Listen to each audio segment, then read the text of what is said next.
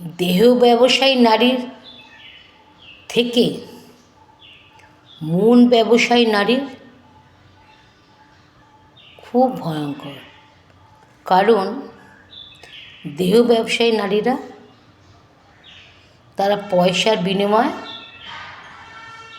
পুরুষকে মানসিক শান্তি দেয়, কিন্তু মন ব্যবসায়ী নারীরা কী করে জানেন? তারা মিথ্যা প্রতিশ্রুতি দিয়ে, অভিনয় করে কত কত পুরুষকে ঠকায়। তাদেরকে না এক একটা জীবন্ত লাশ তৈরি করে দেয় ওইসব নারীরা। হ্যাঁ, আমি নারী হয়েই বলছি, আমি নারী হয়েই আর একজন নারীকে এই কথা বলছি। হয়তো অনেকে বিশ্বাস করবে না, ভাববে কোনো রাগ। আমার রাগ হিংসা কিছু নেই, এটা বাস্তব কথাটাকে তুলে ধরলাম।